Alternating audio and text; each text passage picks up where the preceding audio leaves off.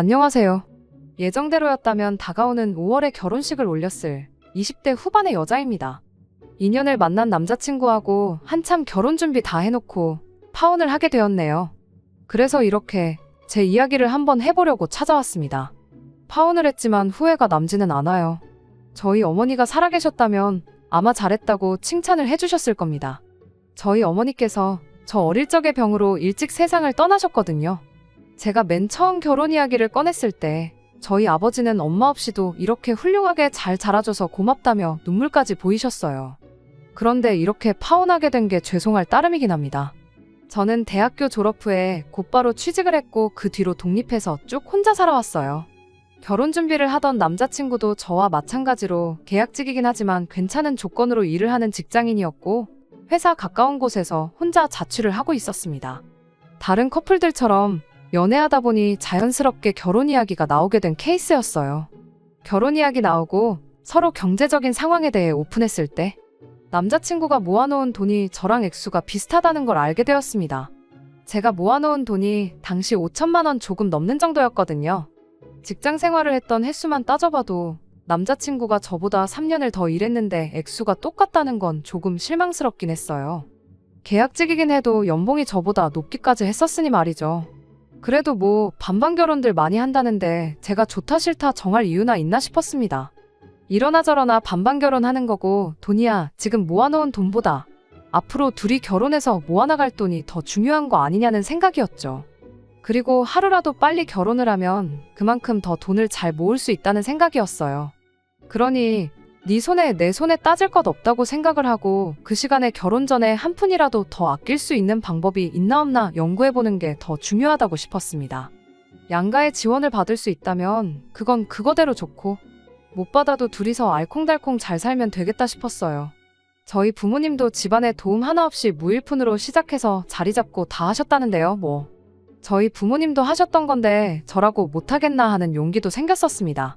결혼식 날짜까지는 한참 멀었지만 저희는 일단 신혼집을 먼저 구해 살림부터 합치기로 했어요. 저도 그렇고 남자친구도 그렇고 독립해서 살고 있던 원룸, 자취방 계약이 비슷한 시기에 끝나는 상황이었거든요. 어차피 결혼하면 한 집에 살게 될 텐데 미리미리 알아보고 괜찮은 매물이 있으면 미리 구해서 들어가 살아도 되겠다는 생각으로 집을 알아보기 시작했습니다. 그러다가 정말 좋은 조건의 매물을 우연찮게 하나 찾을 수 있었어요. 지어진 지 진짜 오래된 엘리베이터도 없는 5층짜리 구축 아파트이긴 했지만 위치적으로나 뭘로 보나 저희 예산으로 이만한 곳이 없었어요.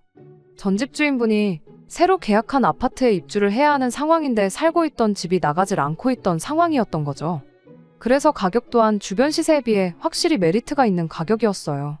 남자친구가 일 때문에 시간을 내지 못해 저 혼자 먼저 그 집을 보고 왔는데 집이 워낙 안 나가서 수리해놓으면 잘 나간다는 이야기를 어디서 들어서 집주인분이 자기 돈 들여서 수리도 싹 다 해놓았더라고요. 집도 남향이라 햇살도 잘 들어오는 구조였고요. 대로변이 가까워서 주변 치안도 괜찮아 보였고 조금 오래되었다는 것 빼고는 신혼집으로 더할 나위 없이 좋아 보였습니다. 전 집주인분이 자기도 상황이 급박한 터라 지금 계약하고 잔금도 빨리 치러주면 도배랑 장판까지 싹 자비를 들여서 해주겠다 하는 바람에 저도 모르게 남자친구한테 의견을 물어보지도 않고 그날 곧바로 계약금을 걸어버렸어요. 집주인분께 가능하면 그날의 남자친구와 함께 다시 한번 방문해도 되냐고 양해를 구했습니다. 남자친구 퇴근하는 시간 맞춰서 이쪽으로 오라고 불러내 집 구경을 같이 한번 더 했어요. 남자친구도 집을 정말 마음에 들어하는 눈치였어요. 저 혼자 결정에 계약금을 걸어버린 걸 가지고 기분 나빠하지 않을까 걱정도 되었는데 남자친구가 오히려 저보다 더 마음에 들어하는 것 같아 참 다행이라고 생각했어요. 아무튼 집주인분 사정상 저희가 잔금을 빠르게 준비했어야 했는데 남자친구가 그제서야 저한테 그동안 자기 돈은 어머니가 관리를 해주고 있었다는 사실을 털어놓았습니다. 그 나이 먹도록 엄마한테 돈 관리를 맡겨야 하나 싶었지만 자기가 원할 때 돌려받을 수 있는 돈이라고 하니 대수롭지 않게 생각했어요. 그래서 언제까지 잔금을 치르기로 결정을 했고요. 그런데 막상 잔금 치르는 날이 다가오고 있는데 남자친구가 자기 돈은 그냥 두고 대출을 받아서 집을 먼저 구하는 게 어떻겠냐고 물어왔습니다. 돈이 있는데 왜 대출을 받자고 하는 거냐 물었더니 그 돈이 지금 묶여있는 상황이라고 하더라고요. 예비 시모가 현재 그 돈을 당신 지인들 몇몇한테 빌려주고 거기서 나오는 이자를 받으면서 용돈벌이를 하고 계신 상황이라며. 그래서 그 돈을 당장 내놓으라기에 조금 그런 게 있다고요. 저는 그게 무슨 소리냐고 잘 이해가 안 간다고 말했었어요. 남자친구는 몇몇 분들이 당장 빌려간 그 돈을 마련할 방법이 없어 보인다고 하면서 그쪽 사람들 상황 이야기를 하더군요. 신용 확실한 사람들이고 못 받을 돈은 아니니 걱정하지 말라고 그러길래 제가 이해력이 딸려서 왜 그러는지 물어봤겠냐고. 어머님이 관리해주고 있어도 엄연히 그건 당신 돈이고 우리가 당장 필요한 돈인데 왜 어머님 지인분들 사정을 따져서 우리가 대출까지 받아서 이자를 감당해야 하느냐 되물었어요. 남자친구는 그래도 어머니가 그걸로 용돈도 벌고 하시는데 한 번에 그 돈을 돌려달라고 하기도 좀 그렇지 않냐며 사정 좀 봐달라는 거예요. 이자도 이자지만 뭐 남자친구 말대로 그 돈을 빠른 시일 내로 돌려받는다고 한들 대출 일찍 갚으면 중도상환 수수료도 내야 하잖아요. 그런 손해를 떠안으면서까지 남의 사정을 봐줄 이유가 전혀 없는 거 아니냐고 다시 물었더니 남자친구는 일이 이렇게 꼬인 건 미안한데 너한테는 아직 우리 엄마가 남이냐고 하면서 그 말이 서운하다고 하더라고요. 그렇다고 계약금까지 걸어놓은 상황에 또 위약금까지 물어내기도 그렇고 정말 그 집이 마음에 드는 데다가 조건도 좋았으니 고민이었어요. 다행히 이 상황을 알게 되신 저희 아버지께서 노후자금을 가지고 잔금을 대신 치러주셨습니다. 그렇게 하면 대출까지 받을 필요는 없었으니까요. 잔금 치르면서 도배 끝나고 나서 저도 딱 제 원룸 계약이 끝난 덕분에 곧바로 그 집에 들어가서 먼저 살게 되었어요. 저희 아버지께서 자는 것만큼은 편한 데서 자야 한다고 침대를 하나 사주셨고요. 집 사는데 돈을 전부 다 써버린 관계로 잔금을 먼저 치르면서 남자친구한테는 한 달 내로 어머님한테 말씀드려서 그 돈을 받아오라고 했습니다. 남자친구는 여전히 서운한 듯 보였지만 한 달이면 충분히 정리될 것 같다고 괜히 일만 들어서 미안하다고 저한테 진심으로 사과를 해왔고요. 그런데 또 막상 거기서 한 달 반이 더 지났는데 남자친구는 돈의 디귿자도 꺼내지 않았어요. 먼저 말을 해주겠지 하고 기다렸다간 평생 가도 대답 한번 시원하게 못 들을 것 같아 제가 그냥 단도직입적으로 물어봤습니다. 남자친구는 대충 날씨가 좋다느니 하는 얼토당토하는 화제로 말을 돌리려고 했고요. 딱 봐도 어머님한테 말도 못 꺼냈구나 싶어서 이대로는 안 되겠다고 내가 어머님하고 직접 단판을 지어야겠다고 했어요. 그랬더니 그제서야 자기가 다시 한번 이야기해보겠다고 하는데 이젠 저도 봐줄 만큼 봐줬다 싶었고 그러면 당장 어머님한테 전화드려서 물어보라고 했죠. 그렇게까지 해야 하냐며 주저하던 남자친구는 제 고집을 이기지 못하고 결국 제 앞에서 예비 시어머니한테 전화를 드렸습니다. 예비 시어머니의 답변은 참으로도 어이가 없었고요. 저도 통화 내용을 들을 수 있게 스피커폰으로 전화를 하고 있었거든요. 당연히 예비 시어머니는 그 사실을 몰랐고요. 돈은 언제쯤 준비되냐는 남자친구의 물음에 예비 시모는 다짜고짜 화부터 내기 시작했어요. 잔금도 다 치렀다면서 대체 그 돈이 급하게 필요한 이유가 뭐냐면서 말이죠. 남자친구가 제가 옆에서 다 듣고 있다는 사실을 말해주고 싶어하는 표정이긴 했지만 제 눈치를 보느냐고 말해주지는 못하고 그래도 주기로 한 돈인데 빚지고 있는 기분이라 빨리 주고 싶다는 식으로 말을 이어갔어요. 예비 시어머니는 그 말에도 그쪽 집 노후자금으로 내줬다고 하지 않았냐, 그 또한 당장 필요한 돈도 아니지 않느냐면서 아버지라는 사람이 설마 그 딸한테 이자라도 받겠냐 하면서 최대한 그 돈을 당신이 가지고 있겠다고 나오더라고요. 막말에 가까운 예비시모 발언이 썩 유쾌하게 들리지는 않았습니다. 하마터면 제가 말 다 했냐고 따져 물을 뻔했으니까요. 예비시어머니 말 맞다나 저희 아버지께서 자식인 저한테 이자를 받기로 하고 그 돈을 해주신 건 아니에요. 아직 아버지께서 일도 하고 계셔서 당장 급한 돈도 아니었고요. 하지만 반대로 생각하면 예비시모도 자식 돈을 가지고 용돈벌이를 하고 있는 상황이잖아요. 자식이 자기 돈이 필요하다는데 당신이 얼마 돈 좀 벌겠다고 그 돈을 쥐고 놓지 않으려고 하는 모습이 참 뻔뻔하다고 느껴졌어요. 그리고 곧 결혼을 앞두고 있는데 언제까지 그 돈을 가지고 계시겠다는 건지 그냥 하루라도 빨리 돈을 돌려주시는 게 앞만 봐도 제일 좋은 방법이라는 생각밖에 들지 않았거든요. 예비 시어머니는 당신 할 말 다 하고 그냥 전화를 끊어버렸고 남자친구는 저한테 미안해 죽으려는 표정이었죠. 안 되겠다고 제가 직접 어머님하고 통화를 해보겠다고 했는데 남자친구가 제발 그것만은 참아달라고 저를 말렸습니다. 자기 어머니가 성격이 좀 괴팍한 게 있어서 한번 척지면 어지간해서는 풀지 않고 영원히 등 돌리고 지내는 분이시라며 곧 결혼 앞두고 있는데 돈 문제로 그렇게 다투면 우리 앞에 파혼 말고 기다리는 게 뭐가 있겠냐 하더라고요. 급한 대로 남자친구가 자취방 계약이 끝나면서 돌려받은 보증금으로 아버지한테 돈을 일부 갚았고 그 돈은 꼭 저희 결혼식 올리기 전까지 해서 갚아주겠다고 또 약속을 했습니다. 남자친구도 자취방 계약이 끝나면서 그 집에 들어와 살기 시작했어요. 결혼식 날짜를 최대한 늦게 잡은 건 이제 집은 생겼으니 혼수 등등 결혼식 비용 전반적인 걸 모으기 위함이었습니다. 당장 필요한 가전들은 중고시장에 올라온 저렴한 것들을 사오거나 마트에서 파는 제일 저렴한 물건들로 채워놓았고요. 14평의 방 2개짜리 집이었기에 일단 결혼식을 올리기 전까지는 각 방을 쓰기로 했어요. 혼전동거에 대해서 주변에서 말이 많긴 했지만 예비 시어머니도 저희 아버지도 그 부분에 대해서는 크게 신경을 쓰지 않으셨어요. 오히려 먼저 같이 살아보는 게 좋다고 하셨고 이렇게 된 지금 아무리 생각해봐도 같이 한 집에 잠깐 살았던 게 정말 잘 내린 결정이라고 생각합니다. 살림을 합치고부터 예비 시어머니는 당연한 듯 저희 집에 찾아오기 시작했어요. 몇 번 다녀간 뒤부터는 아예 집 비밀번호를 알려달라고 대놓고 물어오더군요. 말로는 제가 어머니가 없으니까 당신이 제 어머니 같은 사람이 되어주고 싶어서 그런다고 하더군요. 이따금씩 아들 집에 들러서 저녁 식사도 같이 하고 그러면 얼마나 좋냐고요. 일하느라 바쁜 저희들 대신에 회사에 있을 시간에 들러서 우렁각시 마냥 집안일도 해주고 그러고 싶으시다는 거예요. 솔직히 그런 말들이 하나도 감동적이지 않았고 와닿는 것도 없었어요. 만약 저희 어머니가 살아계셨다고 해도 저렇게 말도 없이 불쑥 집에 찾아오면 정말 싫었을 거예요.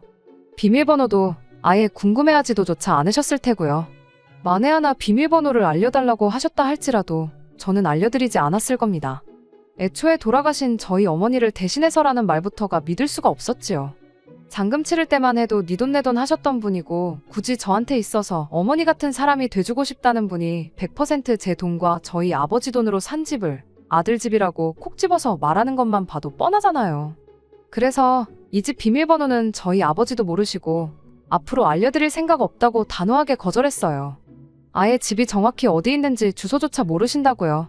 제 대답에 예비 시어머니는 대수롭지 않게 그러냐 알겠다고 대답했지만 정작 그렇게 포기한 척하고 돌아가서는 누가 이기나 보자는 식으로 나왔습니다. 밤낮을 가리지 않고 저희 집을 찾아와 초인종을 눌러대기 시작했으니까요. 어쩔 때는 밤 11시가 넘어서 찾아온 적도 있었고요. 그런 식으로 계속해서 괴롭히기 시작하니 정말 문 앞에서 인기척만 느껴져도 온몸의 신경이 곤두설 정도로 예민해지더라고요. 그렇게 몇 날 며칠을 시달리다 결국 제가 항복을 했어요. 내 집에서 잠도 편하게 못 자겠고 스트레스 받는 걸 견딜 수가 없었거든요. 남자친구도 계속 이만하면 그냥 알려드리고 말자며 저를 설득하던 걸 보니 제가 아니었어도 아마 언젠가 남자친구가 알려드렸을 것 같네요. 아무튼 비밀번호를 알게 된 예비 시어머니가 했던 말 중에 저희 일하고 있는 사이에 집에 들러서 밥도 해놓고 집 정리도 해주고 그러겠다던 그 말이 지켜진 적은 단 한 번도 없었습니다. 하루는 퇴근하고 집에 오니 벌써 예비 시어머니가 집에 와 계신 적이 있었어요. 편하게 들어누워서 TV를 보고 계시더군요. TV 보면서 드신 건지 거실 바닥에는 온갖 과자 봉지며 부스러기가 널브러져 있었고요. 무슨 일로 오셨냐니까 예비 시어머니는 내 아들 집에 네 허락까지 받고 와야 되냐는 대답을 하더군요. 우리 집 TV가 당신 집에 있는 것보다 화질도 선명하고 화면도 커서 TV 보는 맛이 나니까 온 거라고 하대요? 앞으로 TV 보고 싶을 땐 여기 와서 보겠다고 대놓고 통보까지 하면서요. 원래는 저희들 퇴근하기 전에 가려고 했는데 시간이 벌써 이렇게 됐다며 이참에 저녁도 먹고 가야겠다고 저보고 아들 퇴근 시간 맞춰서 밥도 준비하라고 하더라고요. 이미 예상은 했지만 저한테 했던 말들이 비밀번호 하나 받아내겠다고 꺼낸 개수작에 불과했던 거였어요. 고작 이딴 이유로 돌아가신 저희 어머니까지 걸고 넘어지면서 비밀번호를 물어봤다는 게 가증스럽기 짝이 없었습니다. 방에 들어가서 옷을 갈아입고 있었는데 몇 번을 생각해봐도 화가 가라앉지 않더라고요. 한마디 해야 하나 말아야 하나 고민하던 찰나에 타이밍 좋게 남자친구가 퇴근해서 집에 돌아왔어요. 방문 너머로 남자친구가 여긴 어쩐 일로 오셨냐고 묻는 소리가 들려왔는데 예비시모는 저한테 했던 대답 그대로 TV가 화면이 크고 보기 편해서 왔다고 대답을 해왔습니다. 남자친구 입에서 그런 이유로 오실 거면 오지 마시라는 대답을 기대한 제가 바보였어요. 남자친구는 그렇냐고 하면서 아직 소파를 안 샀는데 소파부터 하나 사야겠다며 자기 어머니 편하게 TV 볼 환경을 만들어줄 생각밖에 없어 보였거든요. 식사는 배달음식 시켜서 대충 먹었어요. 주중에는 일 때문에 저나 남자친구나 지쳐있던 상황이다 보니 식사는 되도록 간편하게 때웠거든요. 밥을 어떻게 차려주길래 먹을 게 없어서 배달을 시키냐는 예비시모 잔소리가 있었지만 한 귀로 흘리고 한 귀로 넘겼어요. 식사 준비 똑바로 안 한 네 잘못이라며 저보고 시키라고 했지만 남자친구가 분위기가 험악해지는 걸 감지하고는 자기가 쏘겠다며 상황을 정리했고요.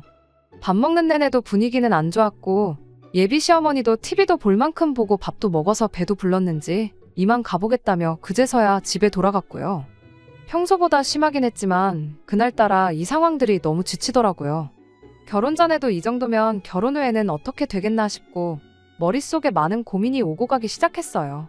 괜히 남자친구랑 있어봐야 싸움만 하겠다 싶어서 먼저 쉬겠다고 방으로 들어갔는데 남자친구가 방으로 따라 들어오더라고요.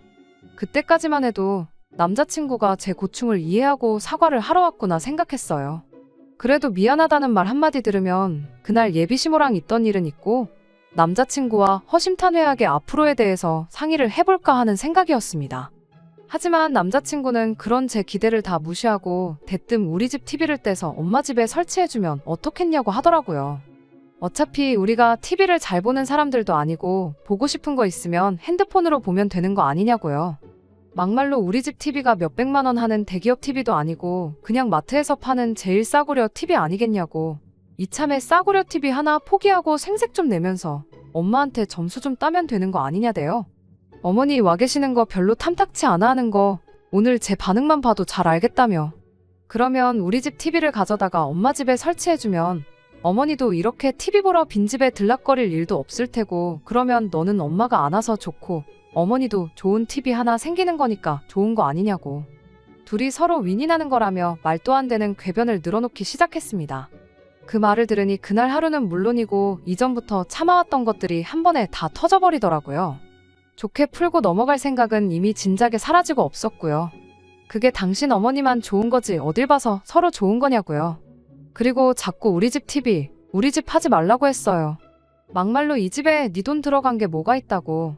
내 집을 두고 왜 자꾸 우리 집 꺼리느냐고요. TV 하나 놓아드린다고 안 오실 분이었으면 진작에 안 오셨을 거 아니냐고. 그리고 네 돈으로 이자 받아서 용돈 벌고 계시지 않냐. 벌써 그때부터 몇 달이 지났는데 그 돈으로는 대체 뭐 했길래 마트에서 파는 싸구려 TV 하나 장만 못하고 결혼도 안 한 예비 며느리 집까지 쳐들어와서 시어머니 대접을 받으려고 하냐고 쏘아붙였습니다. 다음번에는 에어컨이 시원해서 좋다. 침대가 편해서 좋다 하면서 내 집 살림 다 어머니한테 가져다 바치고 그때가 돼서 못 오게 할 거냐고.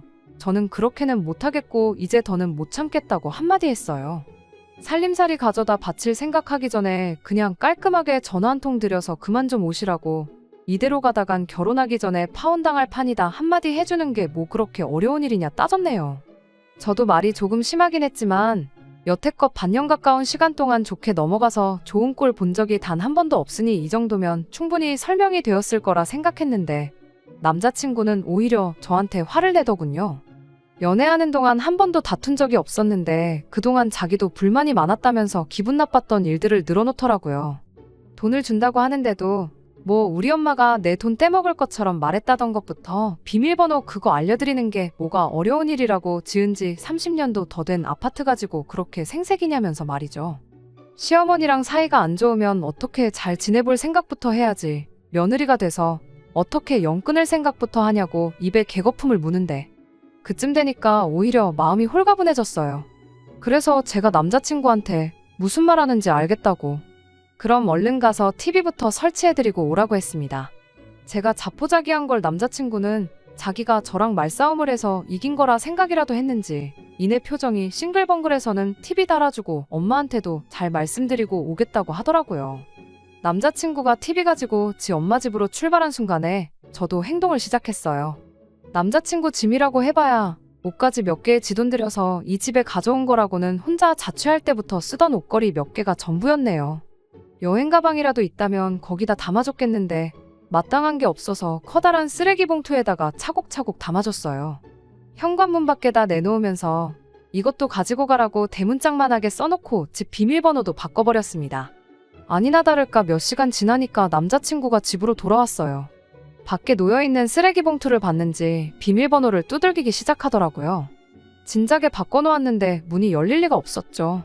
이제 이 집 근처에 얼씬도 할 일이 없는데 이웃들한테 그런 모습 들키면 쪽팔릴 것 같다는 생각이라도 한 건지 문 앞에서 모기만한 목소리로 문 좀 열어보라고, 왜 그러냐고 대화 좀 하자고 빌기 시작하대요. 저는 문 앞에 서서 앞으로 볼 일 없으니까 경찰 부르기 전에 썩 꺼지라고 했죠. 혹시나 큰 소리라도 나서 늦은 시간에 이웃들한테 민폐를 끼칠 수도 있으니까 대꾸 정도는 해줬어요. 경찰 부른다는 소리에 놀라기라도 했는지 이내 바깥이 조용해졌어요. 한참 더 지나서 살짝 문 열어보니 쓰레기 봉투에 담아놓은 자기 짐도 챙겨서 사라졌더라고요. 이제 두 다리 뻗고 자면 되겠다 싶어서 방으로 돌아왔어요. 머릿속은 복잡했지만 마음 하나만큼은 후련했어요. 그런데 벼랑간 문을 두들기는 소리가 나더라고요. 남자친구 성격에 그 정도 깡은 없을 것 같고 보나마나 집에 가서 엄마한테 일러 바치고 엄마 모시고 집에 다시 쳐들어왔구나 하는 생각이 들었어요. 아니나 다를까 예비시모 목소리가 우렁차게 들리더라고요. 이젠 진짜 이웃들한테 민폐가 되겠다 싶어서 하는 수 없이 문 열어주고 집 안으로 들어오게 해줬습니다. 예비시모는 들어오자마자 다짜고짜 제 머리채부터 잡으려고 하더라고요. 가뿐하게 피해주고 이게 뭐 하는 짓이냐고, 진짜 경찰을 불러야 정신 차릴 거냐고 한마디 더 해줬어요. 집에 들어오게 해준 것도 괜히 이웃들 피해가게 하기 싫어서 문 열어준 거니까 뭐 대화로 풀어볼 생각일랑 그런 착각 같은 거 하지 말라고 했습니다. 파혼하겠다는 거야 지금 상황만 봐도 충분히 알았을 테니 그만하고 내 집에 나가주시라 한마디 해줬죠. 예비 시어머니는 내 아들 집에 들어왔는데 경찰은 무슨 경찰이냐며 큰 소리를 치기 시작했어요. 경찰 한번 불러보라고, 며느리가 시어머니한테 이렇게 하고 있으면 경찰도 너부터 잡아가지 나를 잡아가겠냐며 고래고래 소리를 치길래 아직도 정신 못 차리고 아들 집 타령을 하고 있냐고 한마디 해줬습니다. 이 집에 당신 아들 돈 들어간 게 뭐가 있다고 내 집을 자꾸 아들 집이라고 하느냐고, 아주 엄마랑 아들이랑 똑같다고 힘껏 비웃어주니 예비시모가 부들거리면서 다시 제 머리채를 잡으려고 달려들더라고요. 옆으로 살짝 피했더니 자기 힘을 못 이겨서 그대로 바닥에 고꾸라지는데 그제서야 남자친구도 저보고 이게 뭐하는 짓이냐며 소리를 치대요? 뭐하는 짓이긴 뭐하는 짓이겠냐고, 당장 니네 엄마 데리고 내 집에서 나가라고 소리쳤어요. TV 가져간 건 네 잘난 자취방 빼서 가져온 보증금에 몇 달 이 집에서 살았던 거 월세 낸 거라고 생각하고 그만 꺼지라고 남자친구에게도 한마디 해줬어요. 바닥에 고꾸라져 있던 예비시모가 일어나서 다시 또 제 머리채를 잡길래 저도 에라 모르겠다 싶어서 그 길로 예비시모 머리채를 붙잡아 버렸습니다. 힘으로 하면 누가 무서워할 줄 알았나 봐요. 남자친구가 아연실색해서는 자기 엄마 뜯어말리고 이대로 있다가는 더 험한 꼴 당하겠다 싶었는지 나중에 다시 이야기하자고 하고는 그제서야 내 집에서 나갔어요. 그 뒤로 남자친구한테서 몇 번 연락이 오긴 했지만 싹 다 무시해버렸어요. 답답했는지 저한테 문자를 다 보냈는데 이제 와서 다 늦었다는 것도 모르는지 잘하겠다. 어머니는 우리 집 근처에도 못 오게 하겠다는 후회만 섞인 반성문을 써서 보냈더라고요. 알고 보니 자기가 여태 모아놓은 돈도 어머니가 지인들한테 돈놀이를 해주고 있던 게 아니라 다 쓰고 없다더라면서 당장 주기로 했던 집값은 못 줄 것 같지만 앞으로 평생 어머니하고는 볼 일 없이 지내겠다, 이런 식으로 꽤나 길게 써서 보냈더라고요. 그래도 반성문 써서 내민 정성을 봐서 답장은 해줬습니다. 내 마음 돌릴 생각은 추호도 없으니 다시 잘해볼 생각이라면 꿈 깨라고요. 그렇게 몇 번 강하게 나갔더니 얼마 전부터는 더 이상 연락도 오질 않네요. 그나마 덕분에 내 집 마련한 걸 위안 삼으려고 합니다. 아직 아버지한테 빌린 돈은 앞으로 제가 갚아야 할 돈이긴 하지만 요새 힘든 부동산 상황 속에서도 재개발 소식에 집값이라고 조금 오른 상황이라서 갚을 돈만큼은 아니지만 투자라고 생각하면 조금 이득을 봤으니까요. 돈이다가 아니지만 그나마 이 집이 마음의 위로라도 되는 것 같아요. 결혼하기 전에 같이 살아보는 거 나쁘지 않은 선택이었다고 생각해요. 이혼한 게 흠도 아니라는데 그깟 몇 달 한 집에서 같이 지낸 게 앞으로 제 인생에 무슨 흠이나 되겠나 싶거든요. 이걸 저희 일부라고 받아들이고 진짜로 저를 위해주고 아껴주는 사람을 만나면 되는 일 아니겠어요? 결혼 전에 동거했다는 눈치가 무서워서 그냥 결혼을 해버렸다면 아마 100% 이혼했을 거고 그걸로 더 눈치 보고 살았을 거예요. 이혼보다 깔끔한 파혼이 100번 낫죠. 끝까지 들어주셔서 감사합니다. 오늘의 사연은 여기까지입니다. 구독과 좋아요, 알람 설정 부탁드리고 더 좋은 사연으로 다시 찾아뵙겠습니다. 감사합니다.